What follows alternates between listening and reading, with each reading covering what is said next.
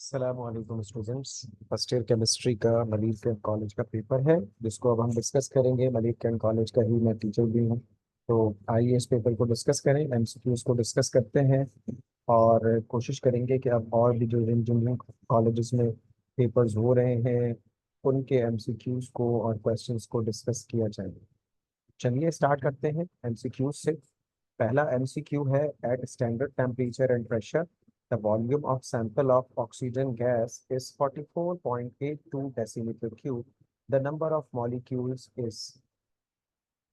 अच्छा जी, अब जब नंबर ऑफ मॉलिक्यूल्स पूछे हुए हैं तो नंबर ऑफ मॉलिक्यूल्स का फॉर्मूला होता है मोल multiply by Avogadro's number.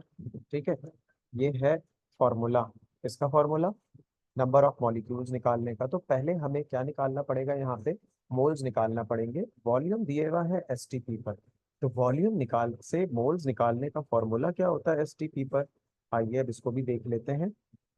N बराबर होता है बी डिवाइडेड बाय 22.41।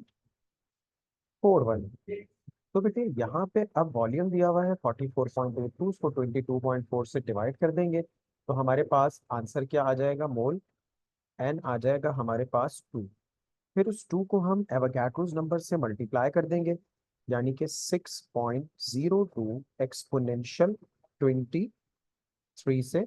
तो हमारे पास 2 को जब 6.02 एक्सपोनेंशियल 23 से हम मल्टीप्लाई करेंगे तो जो आंसर आएगा वो आएगा 1.204 एक्सपोनेंशियल 24। ठीक है। The boiling point of water may be 120 degree centigrade when the external pressure is. Water का बॉइलिंग पॉइंट 120 डिग्री सेंटीग्रेड से तक हो जाएगा जब एक्सटर्नल प्रेशर कितना होगा। तो वाटर का जो नॉर्मल बॉइलिंग पॉइंट होता है वो होता है 100 डिग्री सेंटीग्रेड 760 टॉर पे। तो अगर बॉइलिंग पॉइंट बड़ा है तो एटमॉस्फेरिक प्रेशर भी क्या करना पड़ेगा, बढ़ाना पड़ेगा। ठीक है। Which one of the following substances when dissolve in water give acidic solution. इनमें से कौन सा ऐसी चीज है जो जब वाटर में डिसॉल्व होती है तो एसिडिक सॉल्यूशन बनाती है। इसका जवाब है NH4Cl। ये एक एसिडिक सॉल्ट है। कैसे पता, जब हम NH4Cl को वाटर के साथ रिएक्शन कराते हैं, इसके साथ वाटर के साथ जब इसको हम रिएक्ट कराते हैं तो इसके नतीजे में बनता क्या है बेटा, NH4OH along with HCl। क्योंकि HCl एक स्ट्रॉन्ग एसिड है और NH4OH एक वीक बेस है, इसीलिए ये जो सॉल्ट बना है इसकी नेचर कैसी होती है, एसिडिक होती है। ठीक है। द यूनिट फॉर के यानी कि rate constant for the second order is. Second order reaction के लिए के का यूनिट क्या होता है, DM cube mole inverse second inverse. ठीक है। उसके बाद फॉर द रिएक्शन एक इक्वेशन दी हुई है, partial pressure A B C और डी के गिवन है। हमने फाइंड आउट क्या करना है, केपी फाइंड आउट करना है। अब केपी का फॉर्मूला क्या होता है, partial pressure of product upon partial pressure of reactant.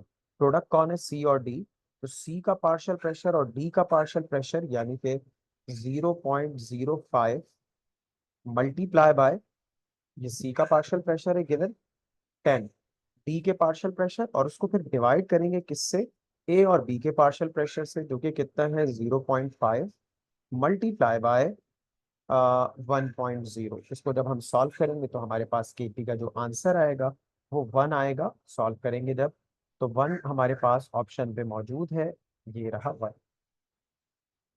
उसके बाद एट कांस्टेंट टेम्परेचर, अगर टेम्परेचर कांस्टेंट रखेंगे और प्रेशर को डबल करेंगे तो वॉल्यूम जो है वो गैस का क्या होगा, उस पर क्या असर पड़ेगा। तो बेटा ये तो आपको पता है, चार्ल्स लॉ है, जब प्रेशर डबल करेंगे तो वॉल्यूम क्या हो जाएगा, हाफ हो जाएगा।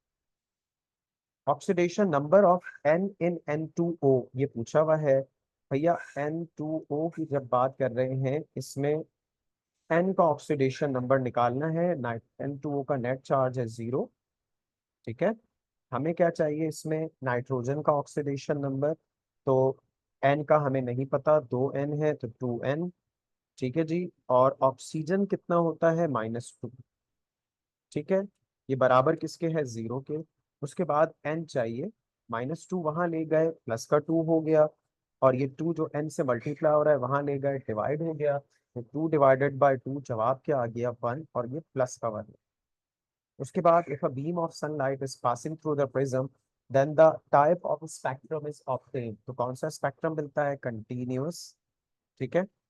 उसके बाद कह रहे हैं कि इनमें से कौन सा ऑक्साइड एम्फोटेरिक होता है, एल्यूमिनियम का या जिंक का ऑक्साइड एम्फोटेरिक होता है। Then 10% aqueous solution of NaCl means, 10% aqueous solution of NaCl के मींस क्या होते हैं कि 10 ग्राम ऑफ NaCl मौजूद है 100 ग्राम ऑफ सॉल्यूशन में। ठीक है। उसके बाद है this gas is near to the ideal behaviour at normal conditions, तो हीलियम होती है।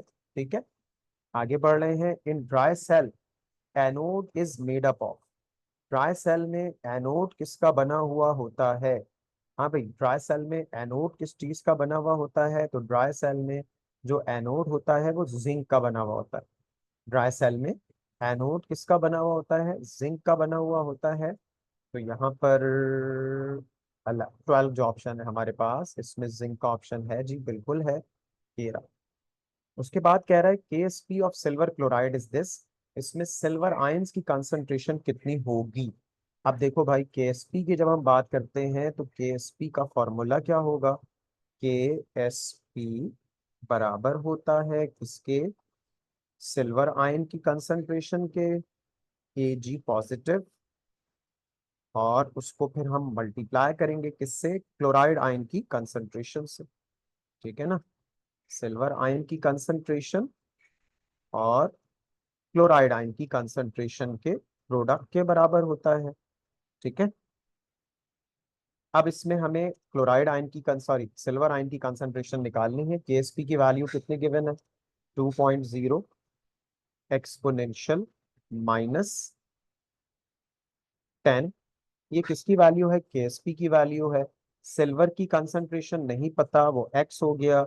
इसी तरह से क्लोराइड की कंसंट्रेशन भी नहीं पता, वो x हो गया। तो अब ये x और x मल्टीप्लाई हो गए, ये किसके बराबर हो गया? ये बराबर हो गया जनाबे अली एक्स स्क्वायर के। ठीक है। अब इसको x निकालना है, यानी कि सिल्वर आयन की कंसंट्रेशन क्योंकि x के बराबर है तो हमें x कैलकुलेट करना है। रूट ले लेंगे दोनों तरफ, तो 2.0 एक्सपोनेंशियल -10 का जब आप रूट लोगे तो आपके पास जवाब आएगा 1.41 एक्सपोनेंशियल -5 मोल पर DM. Lattice energy of this ionic solid is highest, lattice energy किसकी हाईएस्ट होती है? लिथियम फ्लोराइड की हाईएस्ट होती है। ठीक है। क्यों?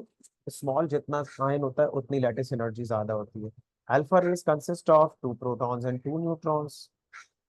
प्लाज्मा क्या होता है जी? इलेक्ट्रॉन्स भी होते हैं, पॉजिटिव आयंस भी होते हैं, न्यूट्रल एटम्स भी होते हैं, सारी चीजें होती हैं। Which of the given is not an acid, इनमें से कौन एसिड नहीं है? HCl एसिड है, एसिटिक एसिड एसिड है, कार्बोनिक एसिड एसिड है, अमोनिया एसिड नहीं है। ठीक है जी। This is all about the MCQs। Short question को एक नज़र चलो देख लेते हैं।